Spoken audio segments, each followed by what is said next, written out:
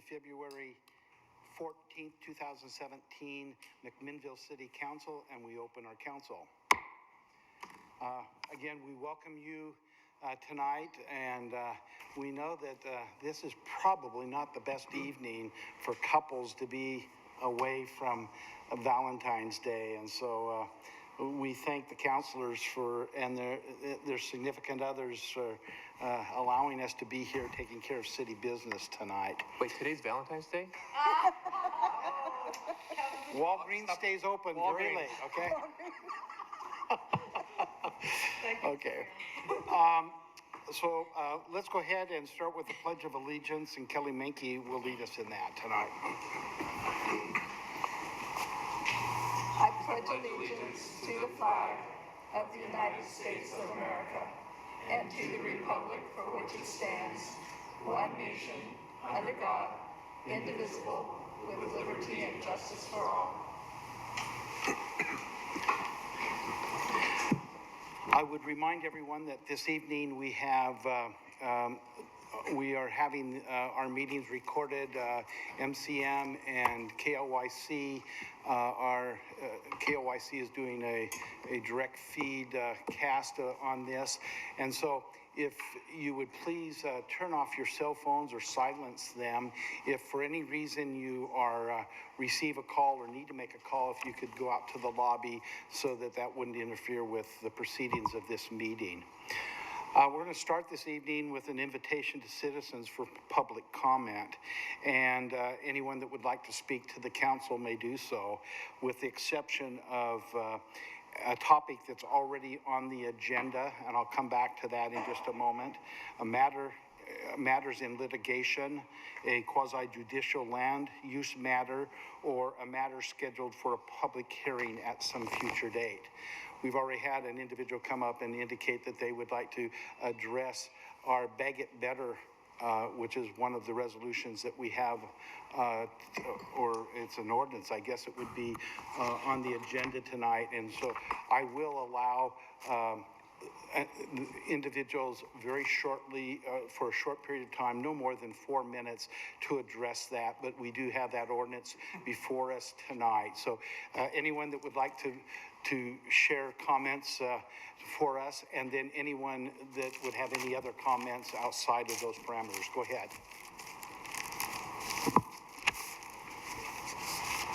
First of all, my name is Dan Hilbert, and I live at 875 Northeast 19th Street. Good. If after your comments, if you could sign in, Dan, for the record. I did. Okay, thank you. Okay. So before I begin, I want to thank all the council members and the mayor for serving as, as the city council, because they contribute their time to help run our city. So sometimes the issues, though, that you have in front of you are not clear, and sometimes mistakes are being made. But in this case, if you make the mistake of voting for the van, it may have serious consequences. Now, I know that this body is probably going to vote for the ban, but I might add a caveat or two before this decree becomes law. Beware of those who instigated this ban, the zero waste game. They are ill-informed and misdirected, and in many cases, intellectually impoverished. And they are being misled by the chief proponent, a person who doesn't even live in McMinnville. In fact, few of these zeros even live in our city, yet they want all residents of McMinnville to conform to their battle cry. So I have some advice. If you should encounter someone who is irate or indignant over the ban, just ignore them, as you have been doing in the past. Don't let these itinerant detractors influence you with the facts. But just in case you really care, let's have a look at the facts. Banning plastic bags will increase the number of paper bags by a factor of 4. Many studies have shown that paper bags are worse for the environment than plastic bags. In addition to cutting down more trees, it takes more energy and resources to create, ship, and stock paper bags. A stack of 1,000 plastic bags is only 4 inches high. A stack of 1,000 paper bags is 4 feet high. It's going to take more time and space to keep an adequate supply in the checkout line and more delays for the shopper. Some stores will go through 1,000 bags in a 4-hour period. Bag bans are never voted on by the people unless it's a tax, but they wouldn't enact a tax because that would require a vote by the citizens. And you know that if it came to a vote, citizens would vote no. Instead, the city has decided to take your money and give it to these plastic police who have decided that you don't count. The organizers of this racket have already filched $5,000 of city's funds, your money, to keep this charade going. They intend to obtain more money from the city's coffers for another 7 years, as stated in their mission statement. Plastic bag bans are being implemented by city council members to make them feel good about themselves. Let's face it. They regard the rest of us as patsies. They think we are so gullible and that we all possess a gross malfunction of intellectual capacity that they can order us around at their command. Well, they are wrong. We know what's going on, and they know. They will claim that they carefully weighed the evidence, but it was a done deal from the start. They will feel as though they have actually accomplished something. Hey, we're going green, they will joyfully announce, when in fact they have done nothing but muddy the waters. At the end of the day, thousands of citizens will be inconvenienced, businesses will be hurt, people will be angry, and public health will be threatened. There may be huge protests in the future in response to this violation of freedoms to use plastic bags.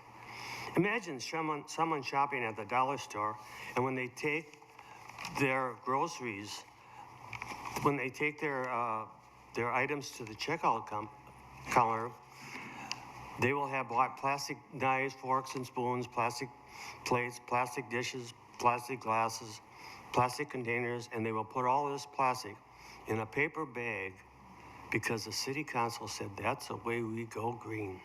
Haha. 2,000 years from now, archaeologists will dig up various objects that once was the site of a landfill. Of course, every item they uncover will be in the same condition as if it were recently put there. That's because landfills, where trash is dumped, are tightly compacted, and therefore there is very little oxygen and no sunlight to decompose these objects. This trash will remain unmolested by subterranean organisms for a long time. So it really doesn't matter if it's a rocking chair, a toaster, a cardboard box, a PlayStation, a vibrator, a tanning bed, or even a plastic bag. They are all contributing to the pollution of this planet. Singling out a plastic bag as a prime suspect is grossly inadequate, irresponsible, and wrong-headed. I took the time to inquire of 5 outlets how they felt about the upcoming ban. Without exception, all 5 were staunchly against it. 3 of the managers said that their recycling programs have been very successful. So why is the city punishing us and its residents for achieving an outstanding objective? So for my part, I'm going to violate that ban every turn. I will use the plastic bags that are furnished by the store for various vegetables, condiments, candy, etc. I just will not use any paper or any other form of conveyance. I may even adorn my vehicle with plastic grocery bags just to evoke a horrified response from the zeros, just for the devilment, of course. Oh, the horrors of plastic bags. So that's all I have to say, but I have some questions. Who's going to monitor all these stores to see if they're complying? Dan, we don't have a public hearing on this tonight. You missed that, or you may have been a part of that. So we're just taking testimony tonight from you. Okay, all right, so I'll have to call up maybe tomorrow and find out that information. Okay, and feel free to give us a call tomorrow. Give me a call tomorrow. You can pick up my card and I'll talk to you tomorrow. Okay, Scott, thank you. Thank you. Thank you all. Any other open comments that anyone would like to make this evening? Go ahead. Yeah, on the YCTA committee, I understand that the McMinnville position is open, is that correct? We have filled that with a counselor that we have one of the city councilors that's going to be taking that position. Oh, okay, because I thought I was going to recommend Florence Hoffman for that position. Yeah, we've been a little slow in getting those positions put together, but tonight we brought the full list out tonight, so that is a position that we're going to fill from a council perspective.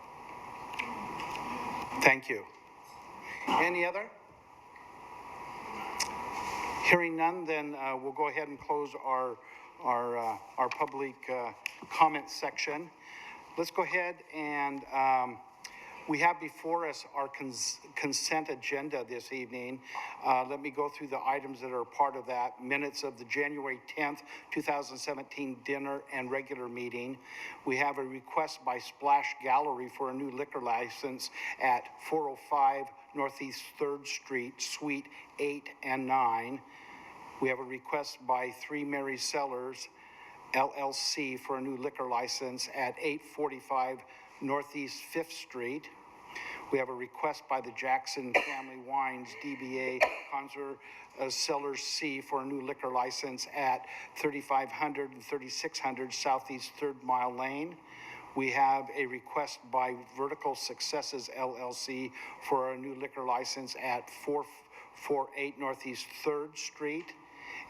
Resolution number 2017-8, resolution authorizing the approval of a cooperative exchange agreement between the City of McMinnville and the Oregon Department of Transportation, ODOT, known as the 2017 Fund Exchange Agreement number 31871.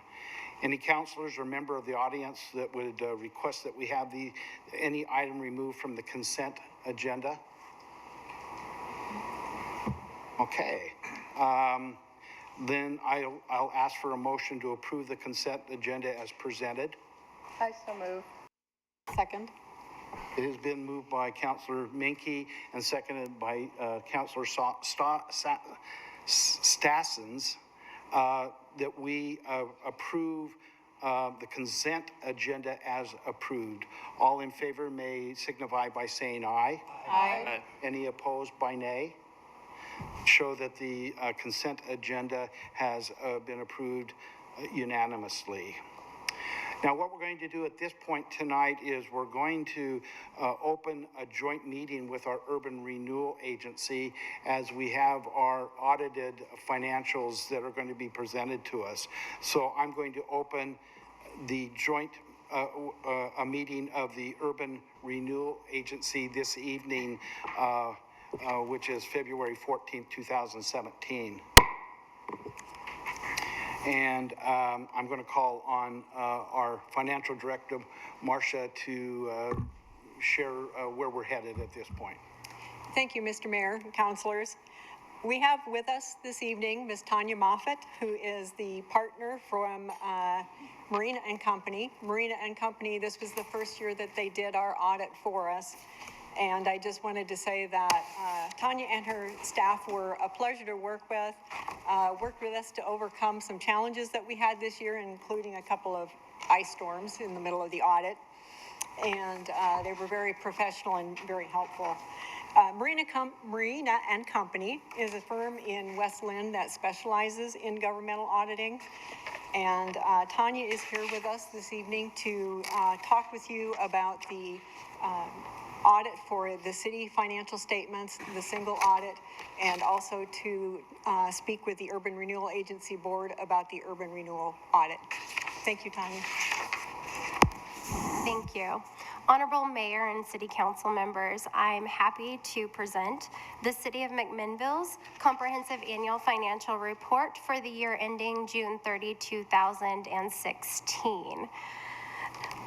One thing to note about this is that it's a comprehensive annual financial report, and it doesn't just state that it's an annual financial report. This is a high honor that the city receives from the Government Finance Officers Association. So the city has some extra stuff in their financial statements, including the transmittal letter and then the statistical section, which is at the back of the financial statements, which includes 10 years worth of data. This is an honor that is very prestigious and it's difficult to achieve. So I'm happy to report that the city received it for the June 30, 2015 financial statement. So you'll see that award presented in here. And we anticipate that the city will receive that for the June 30, 2016 financial statements as well.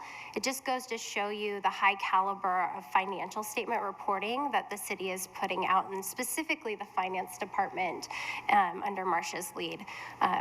It's a very prestigious award, so I want to note that tonight. I'm happy to report that for the city's financial statements and also for the McMinnville Urban Renewal Agency, we have a unmodified opinion, which is a clean opinion. That's the highest opinion that we can give on a financial statement. This means that we didn't find any material misstatements or any findings when we were doing the audit. That's great.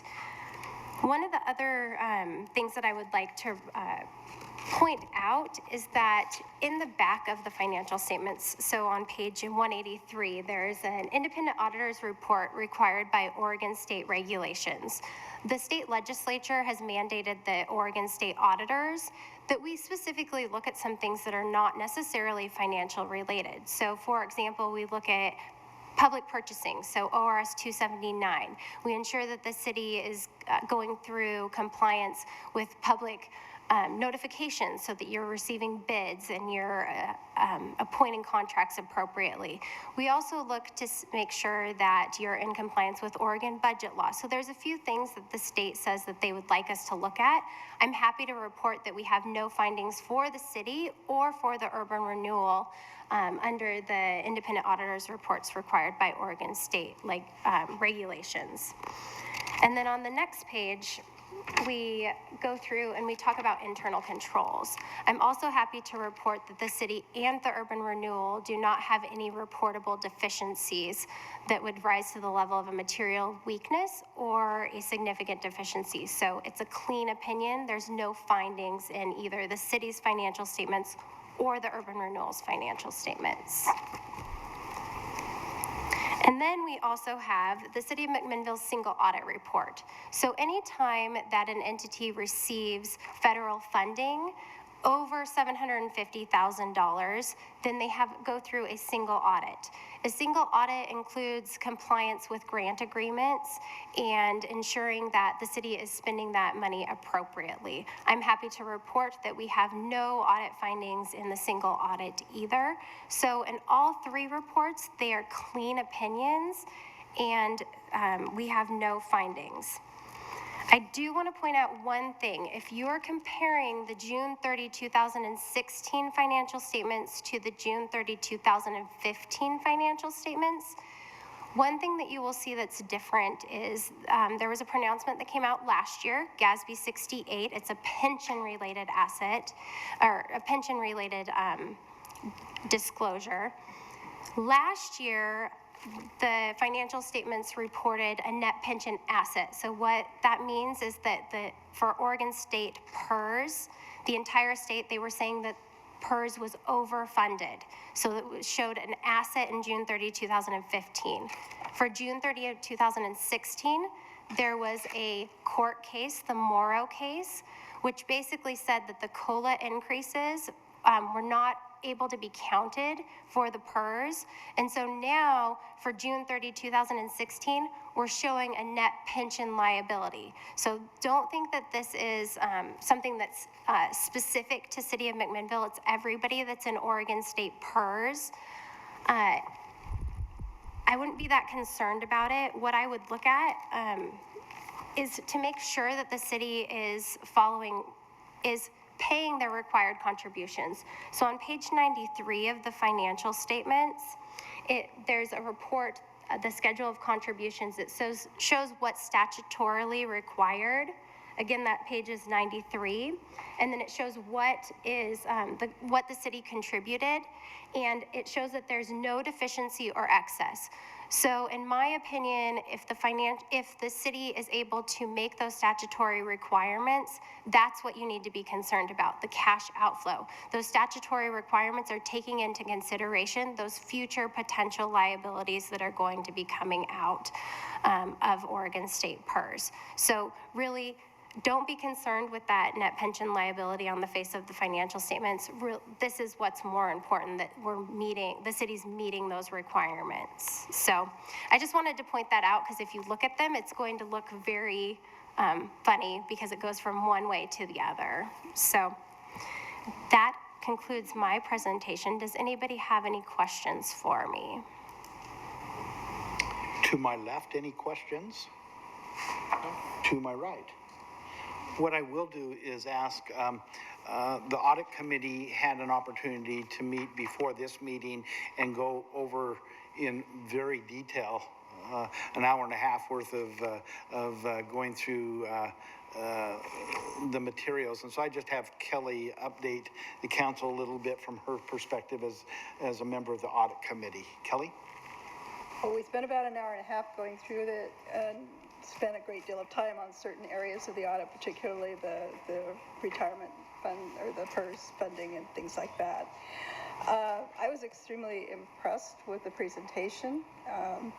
When we interviewed the different audit firms this last year before the audit season began, we were really very impressed with Marina, and particularly Tanya as the lead on the audit, and made a decision after 10 years of going with another firm to switch firms, and we've been very happy with them, particularly since they were working through a very rough winter here in Oregon, coming in from Portland and making this work. Felt very comfortable in all aspects, and they had nothing but good things to say about our finance department, which is not surprising, but we were very pleased with that. And also congratulations on another year of getting that award, because that's a pretty big deal. It's not everybody that gets it. It's a very hard thing to achieve, the Certificate of Achievement for Excellence in Financial Reporting. So congratulations to Marcia and her team. Am I forgetting anything? I think... We're very pleased overall. And we were told that we were going to have a single audit again next year, just because of the work that's being done on the airport and the amount of monies that are going to be coming in this fiscal year. So we will have one more year of single audits, and then that ceiling may rise that will keep us, or we won't have to go through single audit. But in reality, as Tanya was saying, that was... Potentially two. I think two more years. That has an opportunity to look at federal funding and state funding also, and so we delve into those grants that we receive. So again, Marcia, share with your staff how excited and how pleased we are with the ongoing work, and then I know that you've turned all of your focus over to the budget right now, and we're excited to get down that. And in just a moment, you can give us our mid-year review on that. So, I'll say one other thing. Go ahead. The finance department's been kind of working. They have been shorthanded for the last year, probably a little bit longer, and we appreciate all that they've done to make this work out. And so I'm sure does Marina and Company. Yes, thank you. And Mr. Mayor, I want to thank you for acknowledging staff. And as we were talking about at the audit committee meeting, all of these 225 pages of the CAFR start with the transactions that occur every day. And so I think that the departments and all of their employees who comply with our internal controls and are very conscientious about making sure that things are recorded accurately also deserve credit for this award. Thank you, Marcia. Again, any questions from councilors? If not, then I will close the Urban Renewal Agency. And now what we will move towards is the mid-year budget review, and so I'll call on Marcia again to present that review to us. Tanya, thank you, and I hope you're feeling better. She was under the weather, and she came out and today and spent some time with us.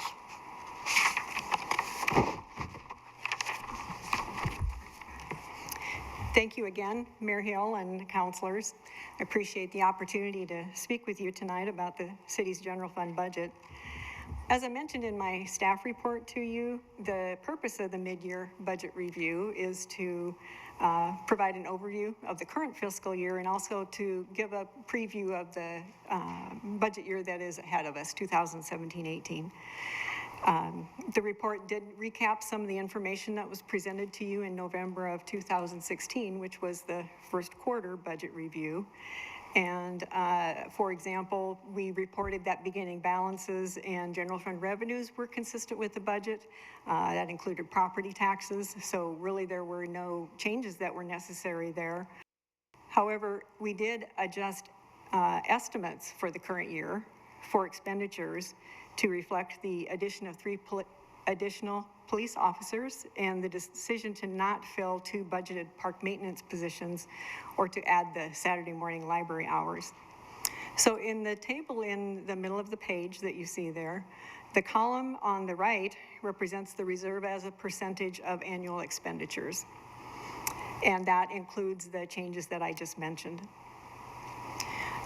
As you know, the City Council adopted a fund balance policy in 2011 that established a goal for the general fund reserves. So generally, a reserve of 25% of annual expenditures is adequate to meet cash flow needs, bond credit rating requirements, and be able to meet any unforeseen emergencies that might happen.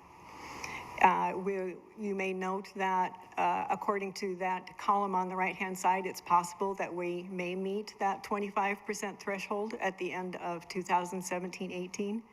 I did want to mention, however, that the policy does not require that the reserve be maintained at 25%. Under the challenges in 2017-18 and beyond, I've listed PERS, employer contribution rates, and as Tanya spoke about that briefly just a few minutes ago, I wanted to mention again, as you've heard this before, that PERS is continuing to recommend that we budget for the maximum increases for the next several bienniums ahead of us. Mayor Hill mentioned today that actually that you were told the same thing at the Capitol this year. There's really not an easy fix for PERS, unfortunately.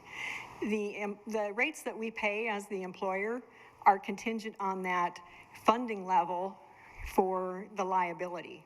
So currently, PERS has assets that cover about 71% of that liability. So there's a shortfall there. And there's really only 2 ways for them to make up for that shortfall. And one is the investments, or earnings on their investments, and employer contributions. So that's the only 2 sources of funding that they have. We really wouldn't expect that there would be a spike in investment returns that would cover that large of a shortfall. So the difference has to be made up by the employers. And as Tanya also mentioned, the problem is really systemic with PERS because the largest part of the obligation is owed to employees that were hired before 1996, and that's when the legislature actually began to reduce some of the pension benefits for retired employees. We know that the Oregon legislators and the PERS board are discussing some changes that could, over time, reduce the unfunded liability. Unfortunately, we really do not see any immediate relief in sight. So to somewhat mitigate the impact of these future rate increases, the city did execute a bank loan in October of 2016, and the loan was for $3.5 million, and the city used the proceeds to pay off the PERS transition liability. So in effect, what the city did is we replaced the liability the PERS liability, which had an interest rate of 7.5%, with a bank loan that had an interest rate of 2.75%. So that's a pretty significant difference, and we expect that over the 10-year life of the loan, we'll have about $950,000 in savings. The other thing that it really is working in our favor is that the demographics of our employee population is shifting. So employees that were hired before 2003 are Tier 1, Tier 2. And they are the most expensive because they have the richest benefit.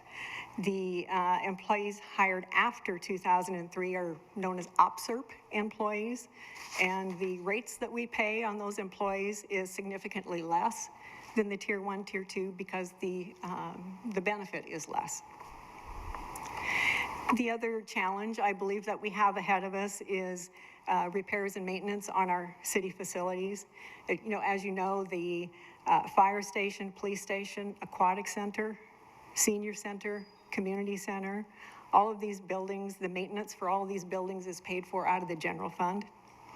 And in the current year's budget, we have a little over $200,000 budgeted for building repairs and improvements. These buildings that I just mentioned have a net value of about $15 million, so $200,000 will not go a long ways with doing repairs on all of those buildings. And based on current resources, we really expect that the funds available for repairs and maintenance on the buildings will continue to be limited, and so we will continue to defer repairs and maintenance projects into the future as we have for the last several years. So on a more positive note, we have state and local marijuana tax. According to the LOC, the state is estimating that they'll distribute a little over $7 million in marijuana tax, and they will distribute that in August of 2017, and that will be for the entire biennium of 2015 through 2017. Then after they do that initial catch-up distribution in August, the distributions will be made quarterly.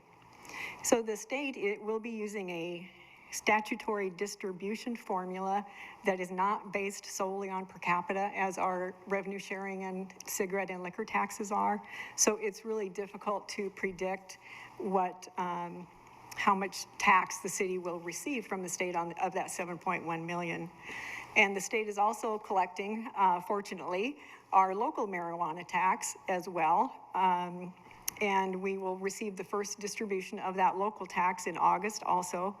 And again, until then, it's really very hard to predict how much we will receive. Unfortunately, without receiving that first distribution until August of 17, we will, of course, have adopted our budget at that point, and budgets can also be amended, though, if we end up with more tax than what we anticipate. May I ask a question right here? Yes. By my memory, all of those funds were slated for public safety.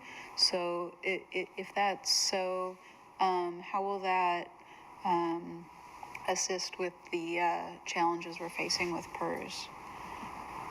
Well, as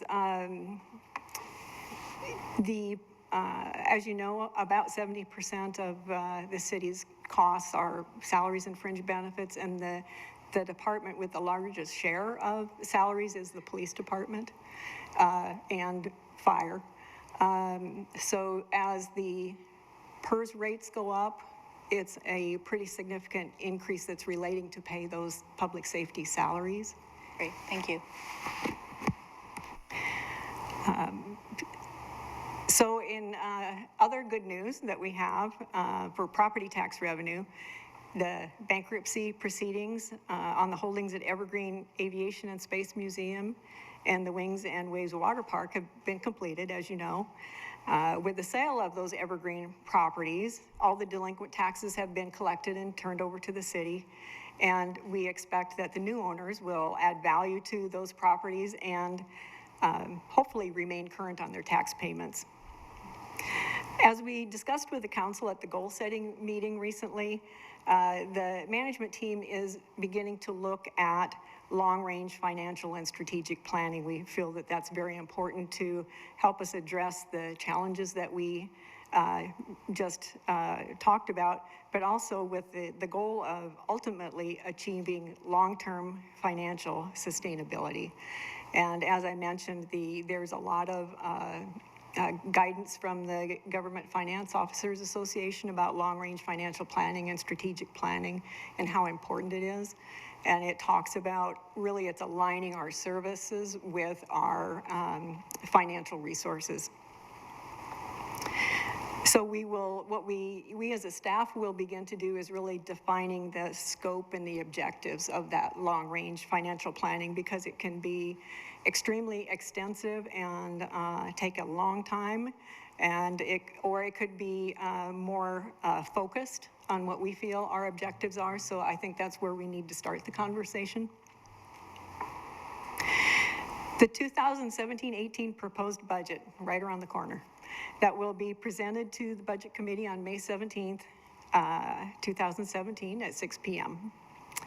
And at that meeting, along with the proposed budget, we will bring a long-term forecast that is based on the proposed budget, and it will include that proposed budget for 17-18 and also the 4 subsequent years, so we can really see the impact of the PERS, since the rates change in July of 17, and then they change again in July of 2019.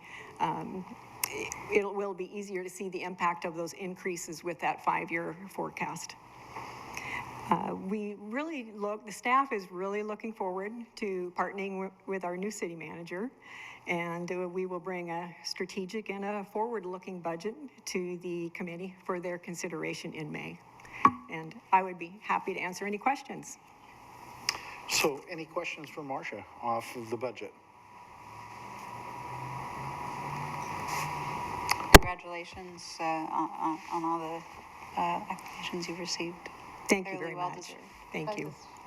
Marcia, you talked a little bit about the evergreen assets that are being brought in some instances back on the tax rolls. What are we using as an appreciation or a growth in appreciation of property in McMinnville as a whole? Is that a 4% growth, or what do you, off the top of your head, remember what that might look like? Yes, we got about a 4%, a little over a 4% increase in assessed value for 2016-17. At this time, we've all included that same 4% in 17-18 and for the subsequent years of the forecast.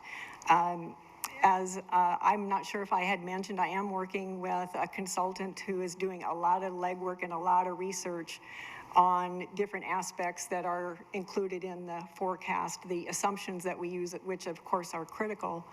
And one of those has to do with our assessed values. So we would be looking at building permits and SDCs. We'd be looking at the permits that the planning department has, talking to the county assessor, and wanting to make sure, because that is such a significant part of the general fund budget. It's a 5-year forecast, but the more information that we can have, the better. So we do have 4% in the budget and the forecast at this time. Thank you. If no other questions, again, take back to the staff how much we appreciate. We know that Chris broke his foot, didn't he? Yes. He's hobbling around and being down a full staff member. But we look forward to the city manager and department heads working on that budget. And again, we avail ourselves in any shape or form that we can be helpful in that process also. We're looking forward to May 17th and being able to participate in those budget discussions. So thank you very much. All right. Thank you, Mr. Mayor. Thank you. Okay. That takes us to our ordinances this evening, and we have ordinance number 5018, a ordinance restricting the distribution of single-use plastic bags. I'll turn the time over to our city attorney, David, for a report. Sure.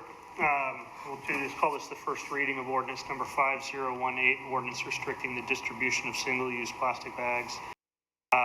As the council will recall, there was a public hearing held on this at the last council meeting. Can you make this Helps if I turned on my microphone. How's that? All right. So this is ordinance number 5018, an ordinance restricting the distribution of single-use plastic bags. As the council will recall, on January 24th, the last council meeting, there was a public hearing on this matter, and testimony was received from several members of the public. Coming out of that public hearing, council requested certain changes be made to the ordinance, specifically clarifying the implementation period, 6-month and 1-year implementation periods based on the size of the stores, as well as providing for a hardship for up to 6 months, I believe, for stores that were having trouble complying. And in addition, I think there were a couple of other minor changes that we made. So the ordinance is being brought back to you tonight for your review and decision regarding whether you want to pass the ordinance.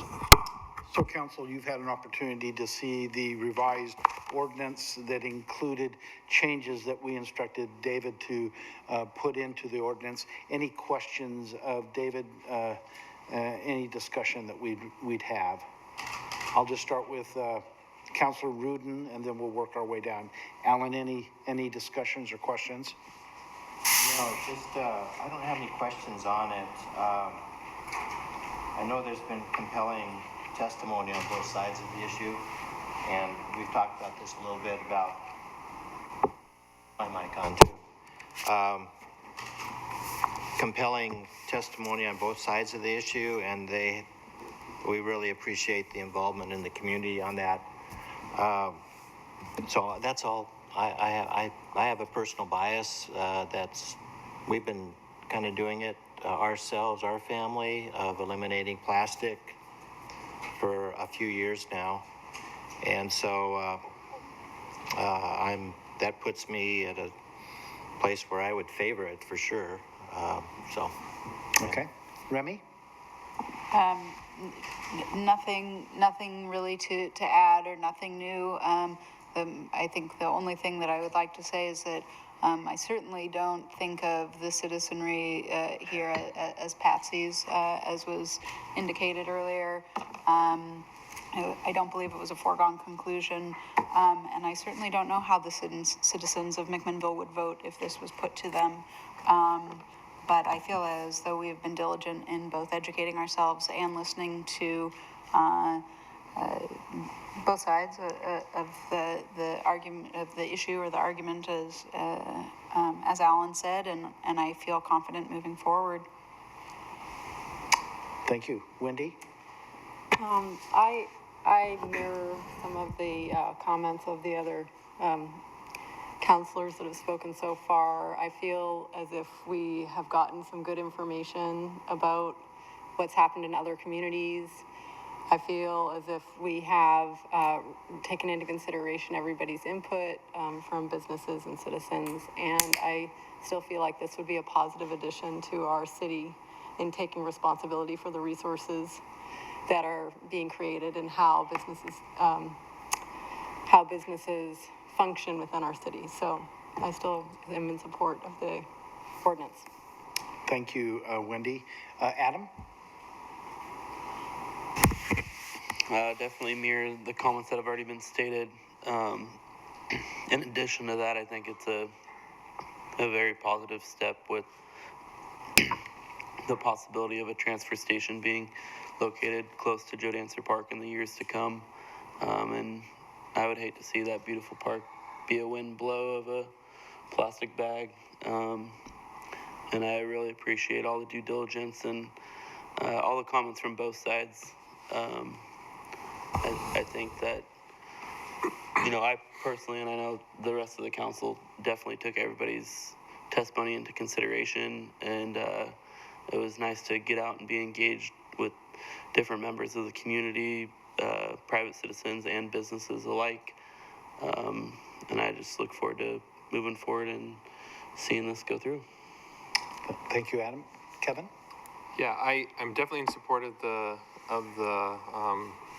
ordinance, but I also think we need to kind of get out in front of a myth with this one. This is not a ban on consumers using these bags. The entire thing was directed at businesses, all of whom we've reached out to, and they are either they're not in any opposition to this. In fact, the Grocers Association, the grocers are the ones who this is directed towards, has issued us a letter that they support this type of behavior. So I just want to make sure that it's very clear to the public.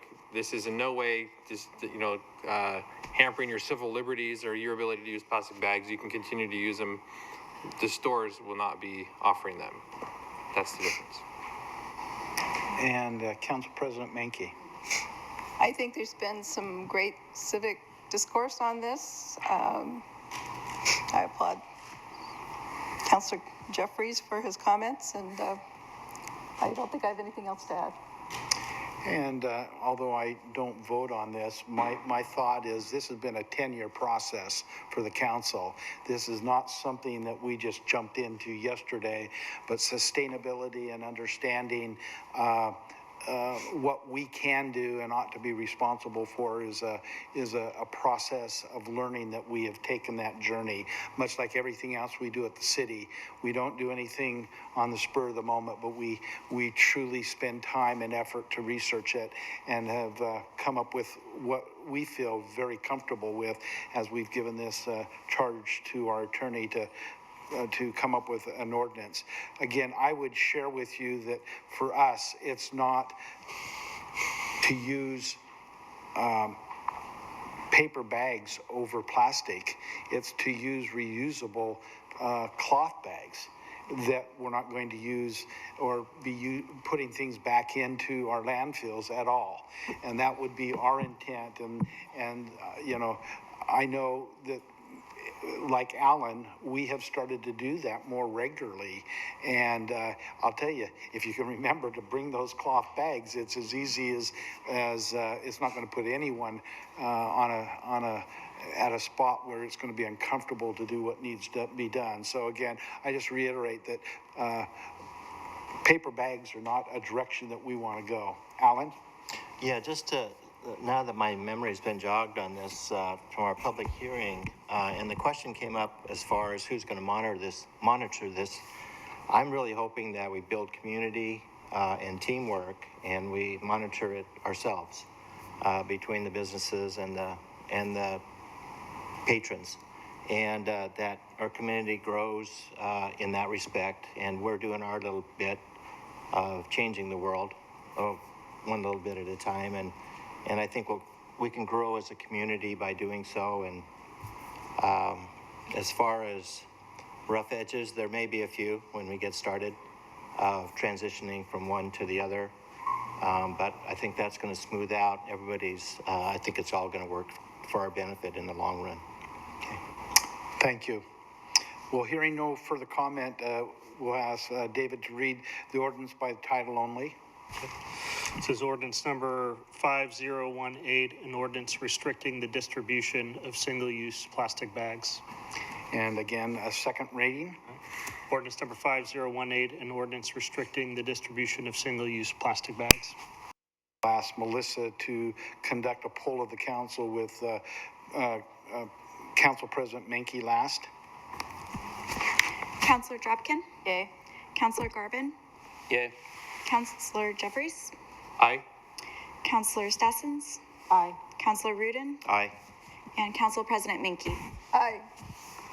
The voting has been unanimous, 6-0, and so we pass ordinance 5018, and this will take an effect in 30 days, and we'll follow then the timeline that's placed in the ordinance, which, if I'm not mistaken, 6 months for the larger grocery stores, a year for the smaller ones, and then special needs can come to us, and hardship we will address. So thank you, Council, for your discussion, and it takes us to ordinance number 5019, an ordinance repealing ordinance 5010 and resolution 26-7 pertaining to the Committee for Public Art.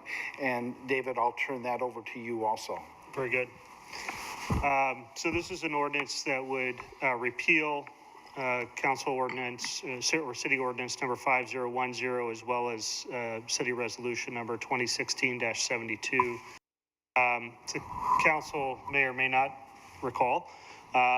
In partnership with the city of McMinnville, the McMinnville Downtown Association Committee for Public Art was established in 2007 with the goal of placing quality art pieces in public spaces to give citizens and visitors to historic downtown McMinnville an opportunity to interact with art as an integral part of the design of the community.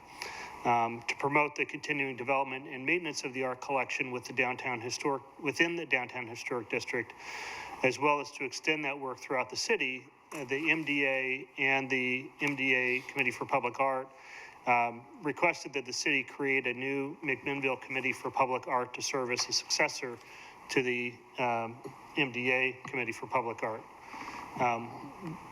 The council moved forward to create that city committee with the adoption of ordinance number 5010, which took effect October 22nd, 2016. And in addition, at that same meeting, the city established standards, procedures, and guidelines for the operation of the McMinnville Committee for Public Art through the adoption of Resolution 2016-72. Following a 3-month trial period, members of the McMinnville CPA and the MDA have determined that the work of the Committee for Public Art can be most efficiently accomplished by reverting back to the nonprofit umbrella coming out from under the city's control. Therefore, we brought forward resolution number 5019, which would repeal the prior ordinance and allow the committee to revert back to the McMinnville Downtown Association. Thank you, David. Any discussion at the council level? And I would note that Steve Rupp is here, the chair of the committee, if you had any questions as well. Yeah, Steve, if you would have any comments you'd like to make before we vote on the ordinance? Well, that's what we'd like to have happen. Well, again, our involvement with you, whether it be through the city or through the MDA, you have been a great advocate for art in this community, and it has been one that we've had for quite a while. And if you want to get it done, we turn it over to Steve and it gets done. And we're becoming a city that's being known for our art. And I think we're just at the start of more to come. With that partnership between the city and the now, if it goes back to the MDA, the McMinnville McMinnville Downtown Art Association. So, thank you, and I know you've got a lot that supports you and help to take our thanks back to them also. Okay, if there's no other discussion, David, would you read the ordinance by title only? Yes, this is ordinance number 5019, an ordinance repealing ordinance number 5010 and resolution number 2016-72. Would you read it again for second reading? This is ordinance number 5019, an ordinance repealing ordinance number 5010 and resolution number 2016-72. And Melissa, would you poll the council with Council President Menke last? Okay. Councillor Drabkin? Yay. Councillor Garvin? Yay. Councillor Jeffries? Yay. Councillor Stassens? Aye. Councillor Rudin? Aye. Council President Menke? Aye. And the voting has been unanimous, and we've passed ordinance 5019, and this will take effect within 30 days. So, Steve, you can take that message back to the group. And again, we surely appreciate the relationship we've had, but this gives you much more flexibility as we've talked about. So thank you. Mr. Mayor, Council, we really appreciate the relationship as well. And we really appreciate all the support we've gotten over the years. It's been a very good, and I hope will continue to be a very good relationship. Great. Well, that takes us into our resolutions for this evening.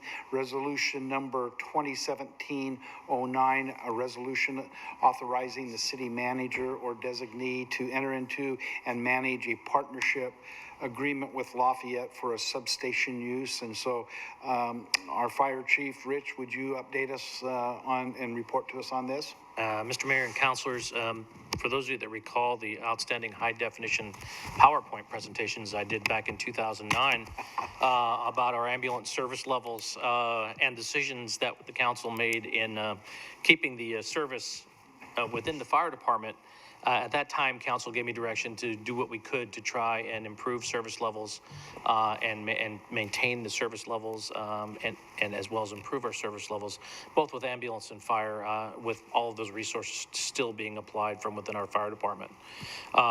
We worked towards partnerships with an initial start with Newburgh Fire Department, which took a turn, and they ended up partnering with their neighbors to the north.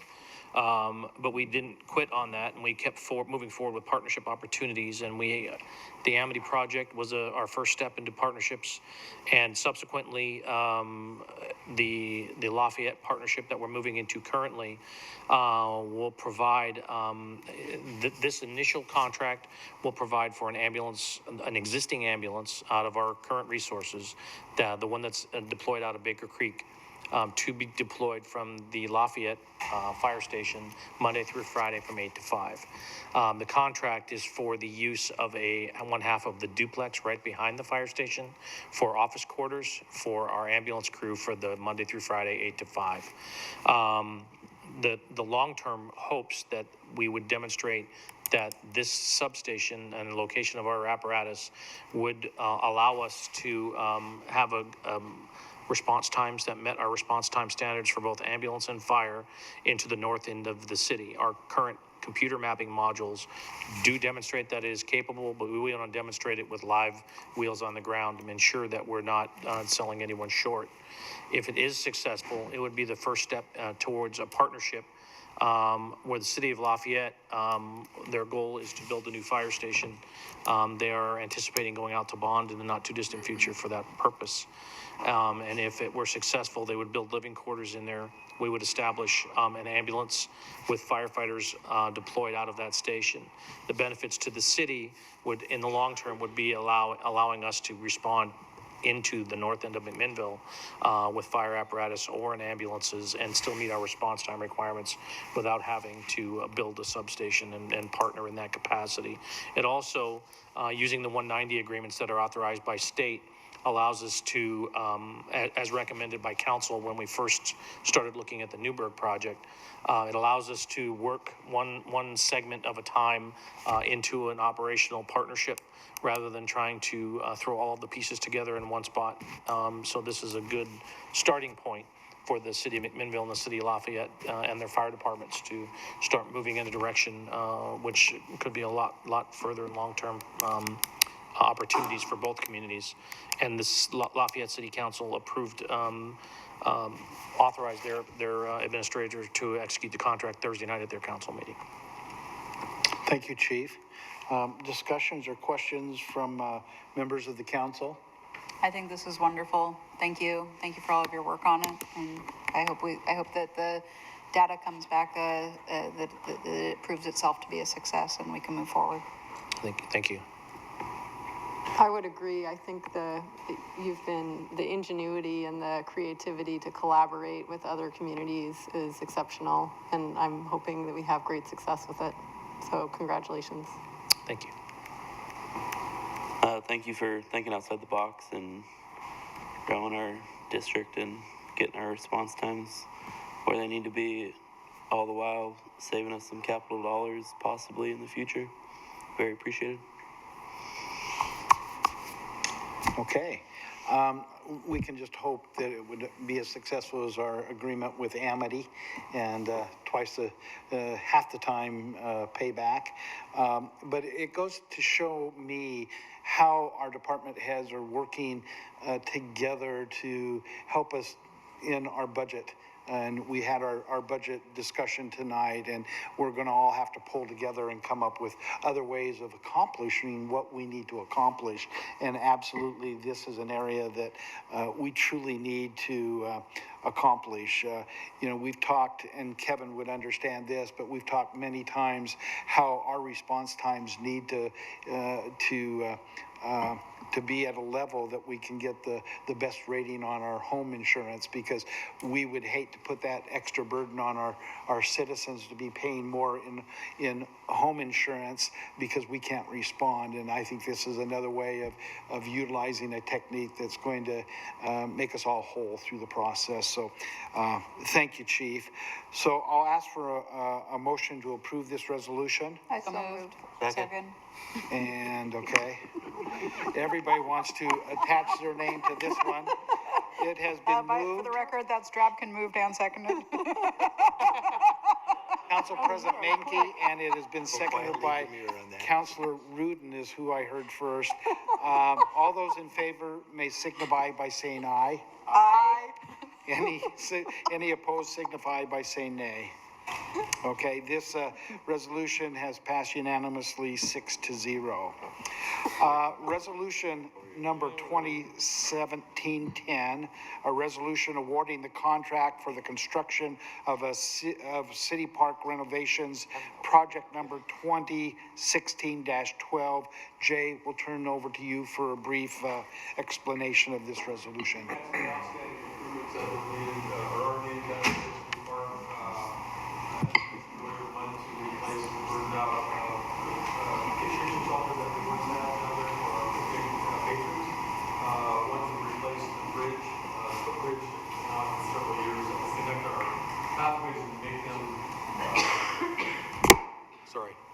Make them more interconnected in the park. And we've got some other plaza improvements between the new shelter for our little cook shelter and the existing picnic shelter that will add some accessibility materials so the surface is much easier to get across, unit pavers. We've got some other pathway work to do. So we invited proposals to do that work in January. The deadline was January 26th, at which time we received 4 proposals, one from Glacier Construction of Amity, Emery & Sons Construction Group of Salem, Banzer Construction of Salem, and Blue Spruce Builders of Dallas. Based on our criteria, Glacier Construction was the firm that provided sort of the best combination of experience and price, and for that reason we're recommending that you approve the resolution awarding the contract to Glacier Construction for those improvements. Thank you, Jay. Any discussion at the council level? We had an opportunity to talk about this at our dinner meeting tonight. Hearing no discussion, I call for a motion to approve. So moved. Second. It has been moved by Councilor Stassens and seconded by Councilor Garvin.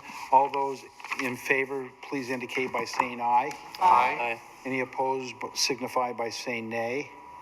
This resolution has passed unanimously.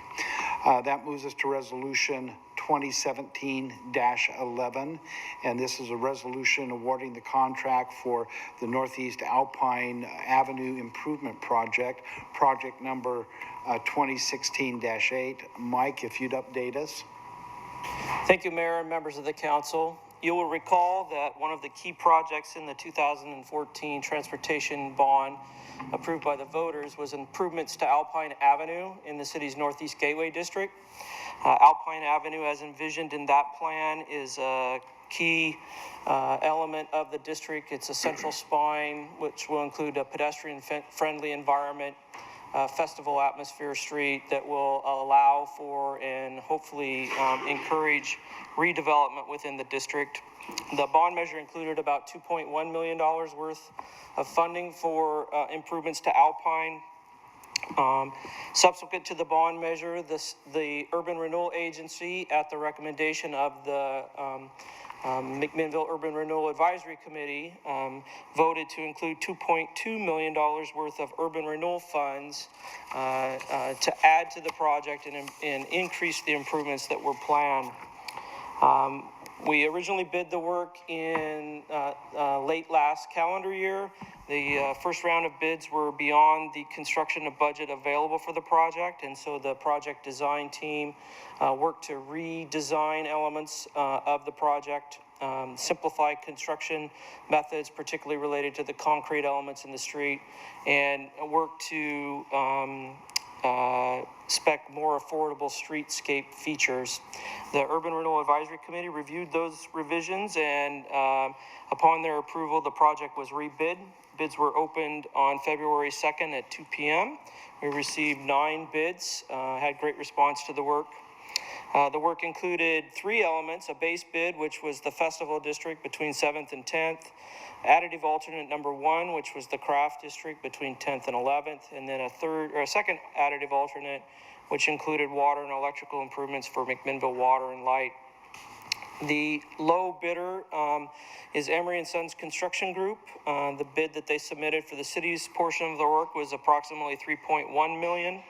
That is within the available construction funds of $3.4 million. So staff is recommending this evening that you award the base bid and the additive alternate number 1.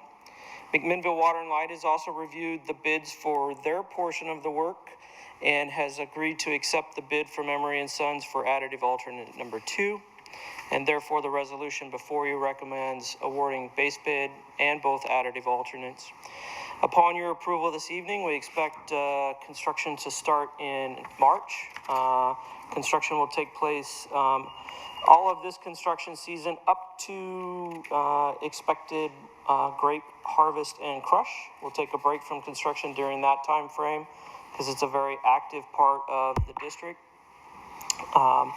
And then we'll be back next spring to finish the project and hopefully have a successful completion early calendar year 2018. So unless there are any questions, I'd recommend that the council approve the resolution as presented. Thank you, Mike. Discussion among council?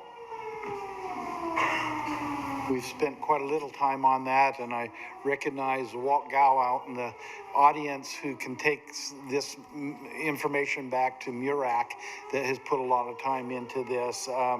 Again, timing is everything, and the funds availability along with our transportation and our urban renewal dollars are going to make this thing come to fruition. So again, if no discussion, I'll ask for a motion. I'm sorry, just before the motion, Okay. I just need to declare a potential conflict of interest as I operate a business in the urban renewal area, but it won't affect my voting this evening. Yeah. Okay. And Alan? Well, just that great report and good job, Mike and your staff. It's been a long time coming. That's what I wanted to say right now is that this has been going on for years. Methodical, hard work by a lot of individuals and staff members and agencies across the board. And I just wanted to recognize that because there's been a lot of work in that Northeast Gateway project done so far by a lot of individuals, business owners, and so on that have moved the Northeast Gateway project area forward in a positive way. And this just seems to be the signature, the bow that ties the whole package together, is creating this festival street that is just going to be wonderful. And it's well-funded and strategized, and I'm very excited about it to see it get started and see what we can make of it as a community, because it's going to be a community-based festival street. There'll be so many activities that we probably don't even realize right now, but kind of a centerpiece for that area and our downtown core, which is really great to see. So congratulations on all that work and the redesign. We spent a little bit of extra money on redesign, nothing major. Far surpassed the savings, or far less than the savings that we ultimately achieved. So that was great news there. Thank you. Thank you, Alan. Any other comments? Hearing none, then I will call for a motion.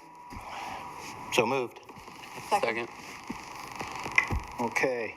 It has been moved by Councilor Rudin and seconded by Councilor Stassens.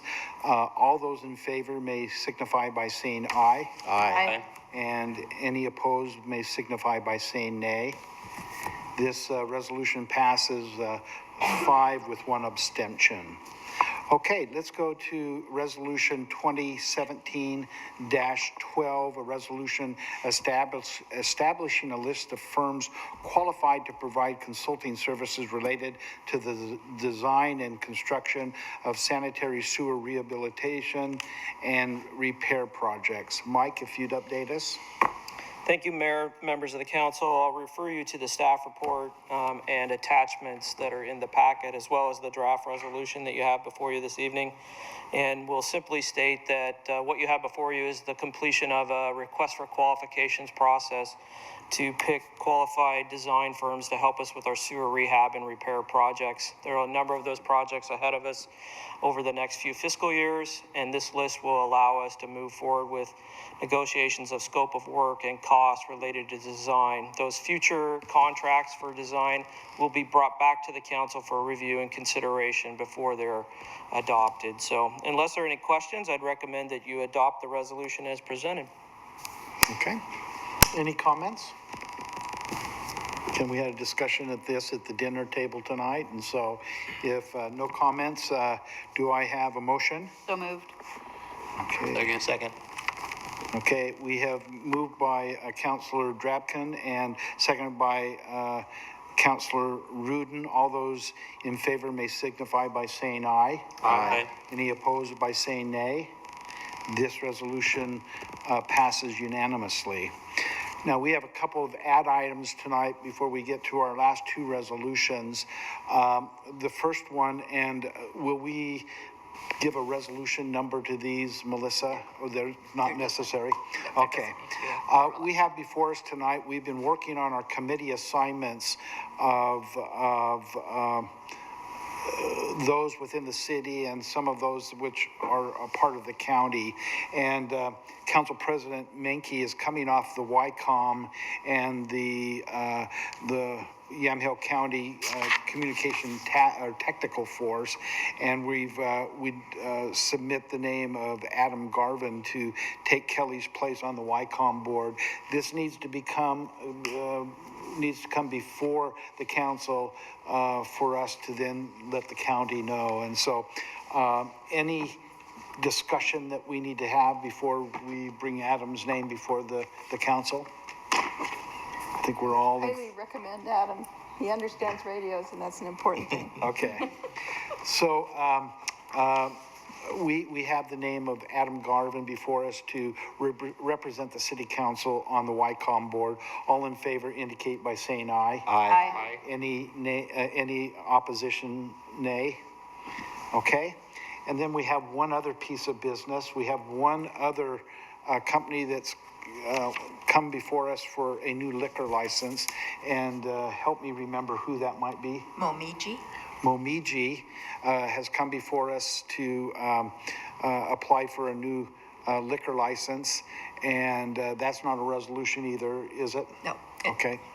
And so that is before the board or the council tonight. Any discussion? Hearing none, all those in favor may indicate by saying aye. Aye. And any opposed indicate by saying nay. Okay, that takes us to our last 2 resolutions tonight.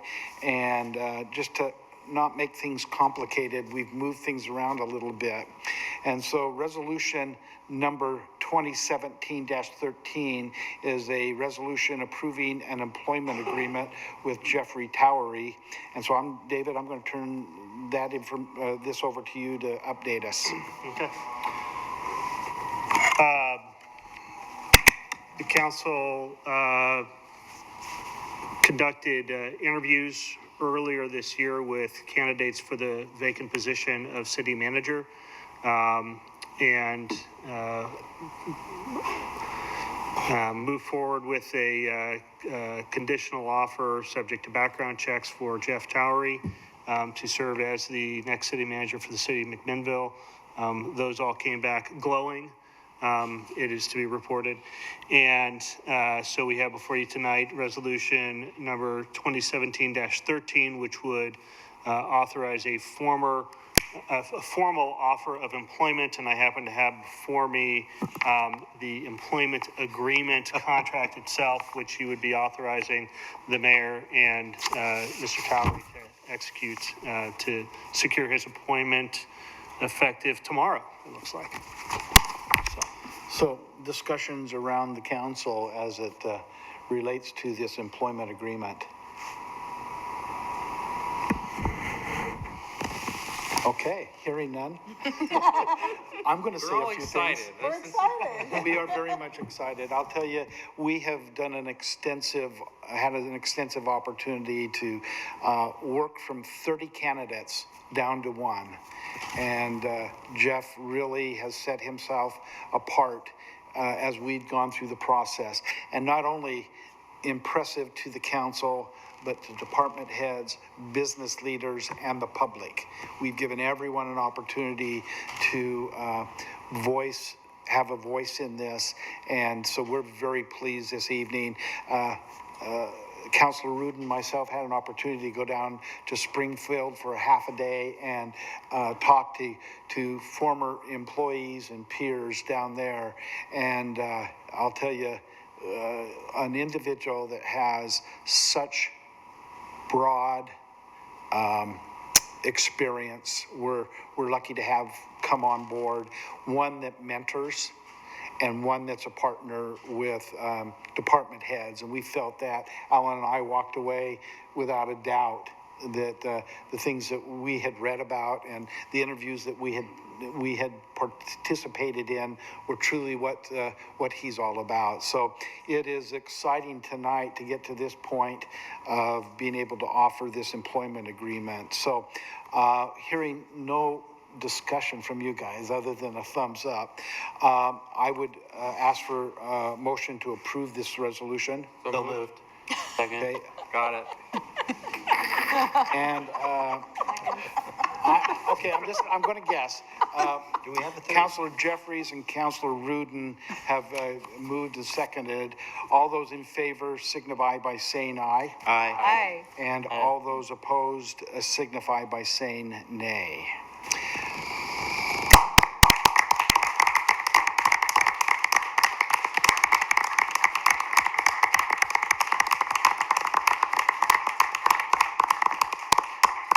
Jeff, we're going to have you come up for a moment.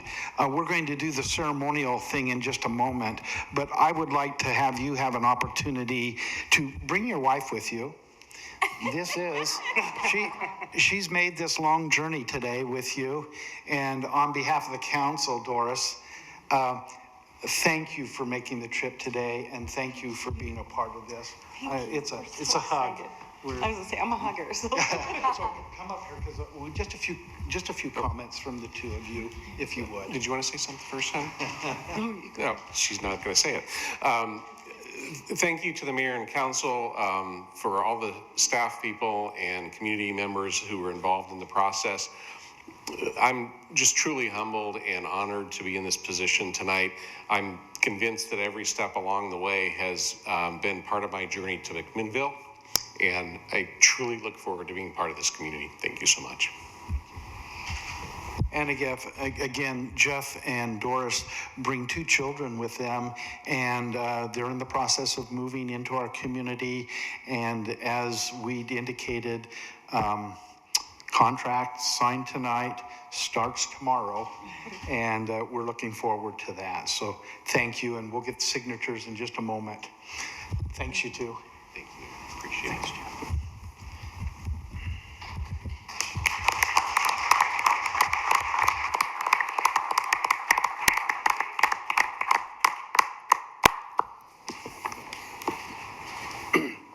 Now that was the sweet. The bitter is a resolution 2017-14, a resolution amending the termination date of the interim city manager's employment agreement with Candace Haines. And let me I'm not going to turn it over to you, Dave. I'll try to do this. Candace will be with us through the end of this week, and as of tomorrow, she will be the interim deputy district manager. Jeff is going to be taking off on a commitment that he has with the National City Managers Association, and so Candace will be with us for 3 more days. But I want you to know how much we appreciate her. She is a person that has, we called her out of retirement, Kelly initially, and then I called her out of retirement because we needed her special skill to be able to bring our team back together and to help us know what we were made out of. And she happily did that, and she's done a phenomenal job. And so tonight we do this resolution, which doesn't sound really nice of us. So we likewise would like to recognize you with something for Valentine's Day, just to show our appreciation and our love for what you've done for this city. And you and I have had many talks, and we know that you've enjoyed it too, but it's going to be nice to be able to get back to retired life a bit and have control of the things that are in your life. And so with that being said, I'm going to just open it up to any comments that the council would have for Candace. Thank you. Thank you. Candace, it's been so fun to have you be a part of this again, and you just were the ideal person to come and kind of pull everything together and make everybody feel like we were one group again. And we really genuinely appreciate all you've done. And I think you're going to be just a little bit sad about leaving too. The city and the people, yes. Don't want to leave the city or the people. When she came, she said, I'll do it for my city. So we appreciate it so much. Any other comments? Well, we just have felt this connection with Candace for so many years, but especially now, coming back and foregoing the road trips and everything that you really want to get going on. Just the feeling of community with you and your love for the city, and that it really came through, and it did pull us together. We really appreciate that. It made a huge difference on this interim basis. So we'll be sorry to see you leave, but happy to see you get new tires for your RV or whatever. Thank you, Alan. Any other comments? Yeah, I mean, there's not much more that I can add except that I'm a new counselor. I haven't had as much opportunity to work with you, but through the Planning Commission, we got to get to know each other, and just the exceptional humility and service and kindness, and it was just what we needed to bring us all together. And the load that you carried to get us to where we are right now is, I mean, I just can't express how much I appreciate that. So thank you. I know department heads feel the same way. I've talked to many of them, but if any of the department heads here would just like to share anything, I'm going to open it up just to department heads, and then we'll take a vote on our resolution. Anyone? Thank you. Thank you very much, Candace. Thank you. Okay. So we have resolution 2017-14, a resolution amending the termination date of the interim city manager's employment agreement with Candace Haines. I'll ask for a motion. So moved. Second. Has been moved by Councillor Stassens and seconded by Councillor Rudin. All those in favor indicate by saying aye. Aye. Aye. Any opposed by nay. Again, thank you. And so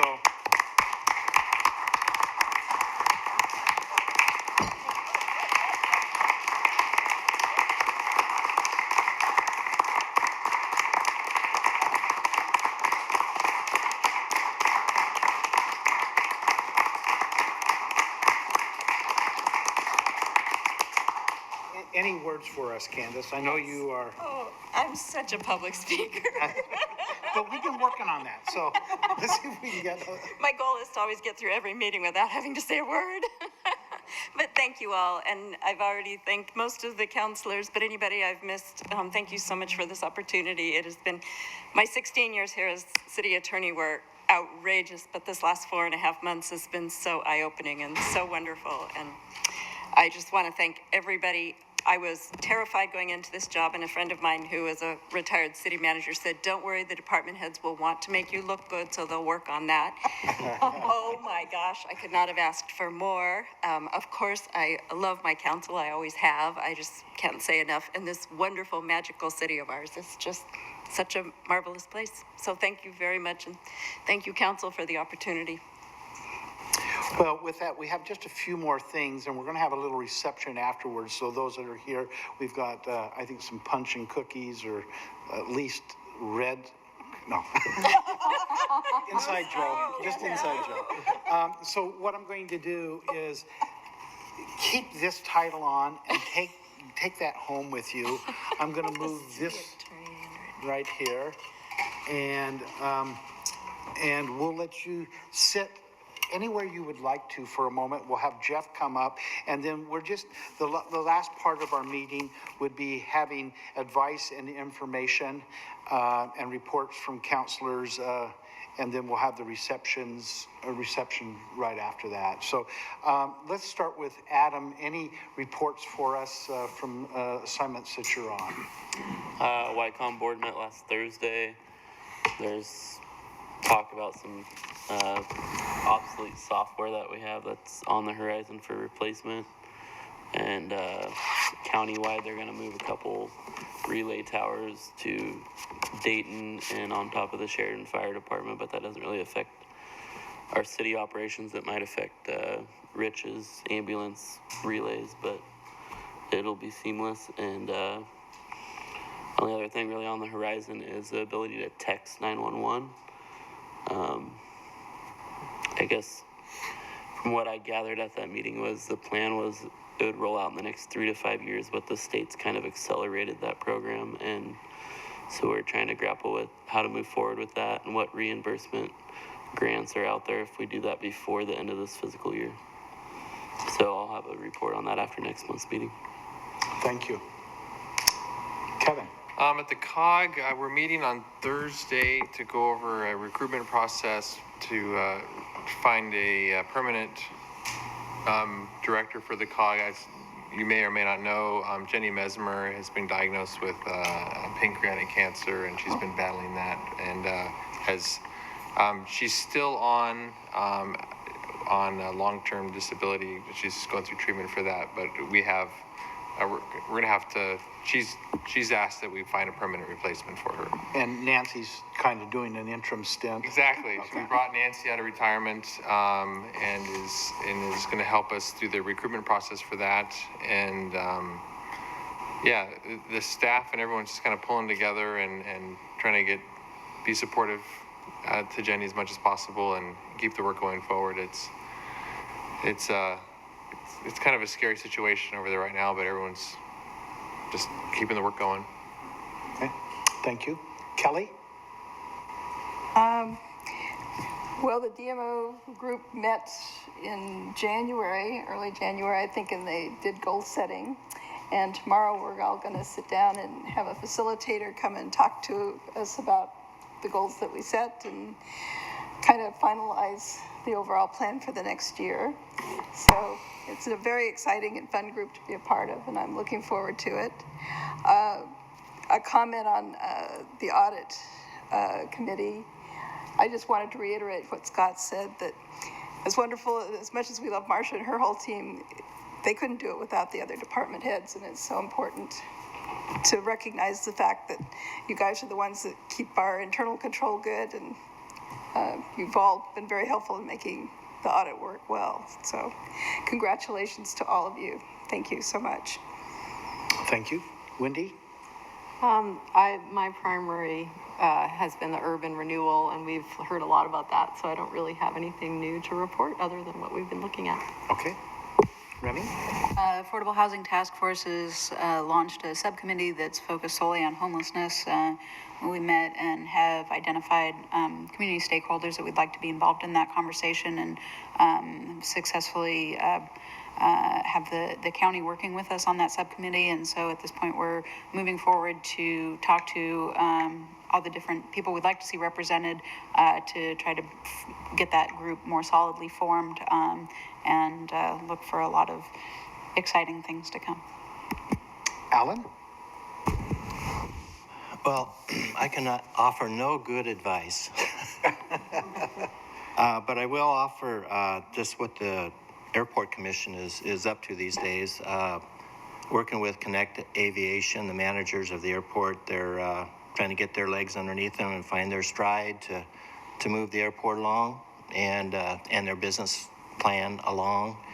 And also dealing with the upcoming reconstruction of the runway out there at the airport, which is due to start this year, I believe, still. So, and other than that, the commission deals with everyday matters of maintenance, complaints, traffic, things like that on a day-to-day basis. That's about it. Thank you.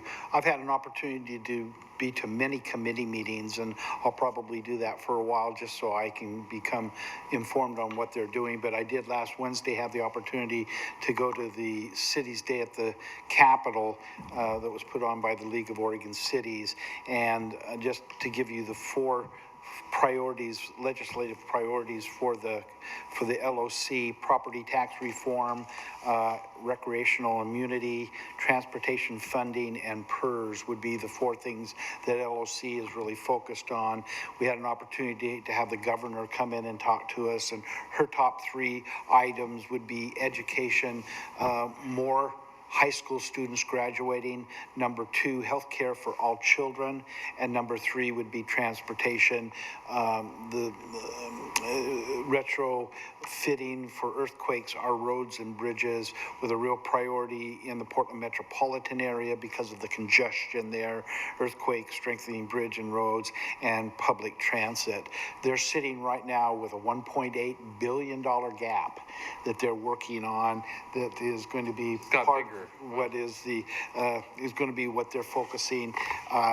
Both sides of the Senate and the House talk about that this is going to be a very difficult session coming up. Had an opportunity to spend time with Senator Boquist and Representative Noble and just sharing our thoughts from McMinnville. So anyone would like to get some more information on that, I'd be willing to share that with. Really quickly, going around department heads, anything from Matt, from you? Jay? Our brochure is out this week, so you can probably look for that in the mail. Our community center supervisor here in Johnson, 7 years, has accepted a job with Special Olympics Oregon. He'll be leaving in a couple weeks, taking a position, statewide position, creating new programs at high school levels for joint sports operations. So we'll be kind of in the hunt, meeting with staff and kind of discuss that. You mentioned recreational community. We might be bringing something back, thinking about those strategies to the council to see if you might join the league and other organizations around the state that are trying to put that recreational issue back into the manner in which it was originally intended. So maybe we'll bring a resolution to you. Just thanks for a great job in the process that we've shared in the last several months. Thank you, Jay. Marcia? Mike? Well, I do have some really exciting engineering proposals I could read into the record. We'll do that at 9 o'clock. There's more fun things ahead of us, so nothing further. Thank you, Mike. Melissa? David? No. And Candace, any last words? No, thank you. With that, again, we'll have the reception, we'll do a little signing, and we will close the council meeting. Thank you.